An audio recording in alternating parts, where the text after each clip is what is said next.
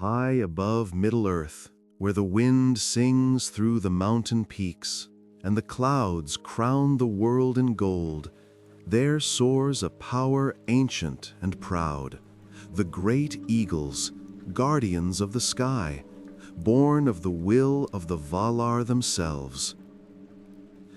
They watched the world's sorrow from afar, saw the shadows of Mordor spread like poison across the land, and yet, when the fate of all creation hung by a thread, they did nothing.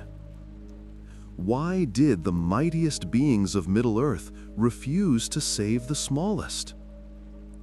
Before we uncover the truth, if you enjoy legends like these, take a moment to like this video and subscribe. It means more than you know. Now, let us ascend into the mystery of why the eagles never saved Frodo. Chapter 1. The Wind Beyond the Mountains. The wind over the mountains carried an ancient sorrow. They say the eagles of the north were born from the thought of Manwë himself, not beasts nor servants, but spirits of the upper airs, eyes of the Valar upon Middle-earth. Yet, in the age of the ring, when shadows gathered and hope waned, they did not come when the free peoples most needed them. Why? That question has haunted the hearts of men since the War of the Ring was first sung beneath the stars. The eagles soared above the world, high where even the mountains seemed small. Their wings cut through the sunlight like blades of gold. They saw all, from the white towers of Gondor to the smoldering desolation of Mordor. But their hearts were not bound to the affairs of the children of Ilúvatar. They were watchers, not messengers of rescue. Still, there was a time, long before the ring-bearer began his journey, when their cry could shake the hearts of kings. From the forges of Angband to the snows of the northern peaks, the eagles had waged wars of their own. They had seen the rise and ruin of kingdoms men could not name. They were older than Gondor, older than the Shire, older even than the moonlit songs of Rivendell. And in their ageless eyes, the struggles of mortals were brief as candlelight. Yet when Gwaihir the Windlord descended upon Orthanc, bearing Gandalf from the prison of Saruman, a great turning began. For in that flight of storm and wind lay a question of fate. If the eagles could lift the wizard from his tower, could they not lift the ring-bearer from the fires of doom? But the truth, as always in the songs of Arda, was deeper than wings could carry. Chapter 2. The Burden of the Wise. In the hidden chambers of Rivendell, when Elrond's council gathered, that question was never asked aloud. Not by Gandalf, not by Glorfindel, not by any who understood the peril of the ring. For the eagles were not beasts to be summoned like steeds. They answered to none but the will of the West. And though Gandalf was counted among the Istari, his authority was not command, it was counsel. The Valar had forbidden dominion, for power itself was peril. The moment one claimed mastery, the shadow began to whisper. So when Frodo, son of Drogo, was chosen, small, uncertain, trembling as he held the fate of all in his hands, it was not for the eagles to bear that weight.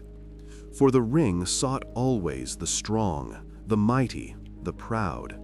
It hungered for those who could soar above others. And what better host for such a will than the King of the Skies? Had the ring come into their sight, it might have twisted even them. For though they were mighty, they were not beyond corruption. Many among the Maiar had fallen before. The eagles knew this truth and would not draw near to its flame. Still, the question endured in Gandalf's heart. For he had known Gwaihir from long ago, when storms raged upon the misty mountains and the darkness of Dol Guldur was rising. He had seen the loyalty in those keen eyes, the quiet nobility of a creature bound by no chain, yet true to what was right. But loyalty has limits, and fate demands its own path.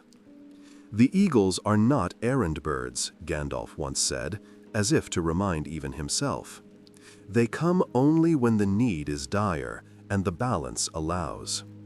And indeed, the balance was everything. For in the long design of Eru Ilúvatar, no tale was meant to end in triumph bought by convenience. Every step to Mount Doom was shaped by suffering, by mercy, by choice freely given. Had the eagles flown the ring to Mordor, there would have been no Frodo, no Sam, no test of the small against the vast. Only the swift hand of power and the swift fall into ruin. Chapter 3. The Shadow's Gaze. Far to the east, beyond the Ephel Duoth, the lidless eye watched the skies. Sauron's gaze was not bound by distance. His will reached out through cloud and storm, and in his dread towers stood sentinels of flame. The Nazgûl patrolled the heavens on their fell beasts, black shapes against the red dawn. Any who flew toward Orodruin would have been seen long before they reached it. Had the eagles dared such a flight, they would have met death in the skies. Flame and arrow, claw and cry, and the nine, terrible and tireless, would have hunted them. Even Gwaihir could not have escaped the eye. In Mordor, the air itself was poison. Ash choked the light. The winds carried despair. The eagles, children of the open heavens, could not endure such foulness for long. They belonged to the pure air of Aman, to the clean winds that sang over snow and sea. To fly into Mordor was to descend into a tomb of smoke. Thus the path of the eagles was denied, not by cowardice, but by fate. For evil must be unmade, not by might, but by the humility of those who least seek it. Chapter 4. The Road of the Small. It was never meant for wings, this journey, only feet. When Frodo and Sam walked through the wastes of Mordor, their every step was agony. But in their endurance lay the truest strength of the free peoples. The great could not do what the small must. The proud could not see what the humble did. For had an eagle carried the ring, it would have fallen to the same doom as any who wielded power.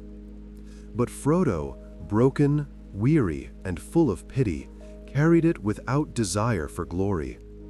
And Sam, the plain gardener of the Shire, bore him when strength was gone. In them, Ilúvatar's design was fulfilled. In the high airs above the world, the eagles watched. They saw the crawling figures of two hobbits upon the stones of ruin. They did not descend, for they could not interfere, but they remembered. They waited. Until the mountain split, and the fire roared, and the ring was no more.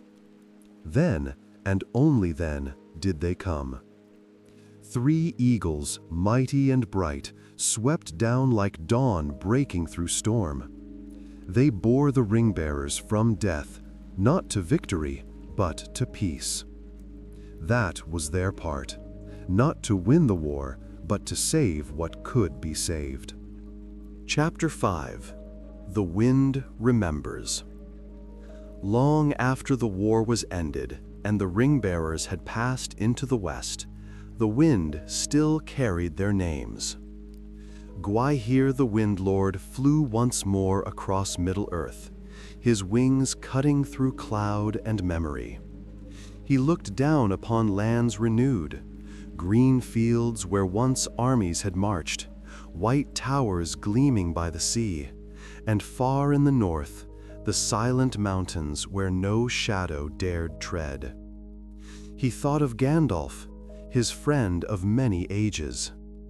He thought of the small ones, and of how even the mightiest of wings could not have achieved what their small feet had done.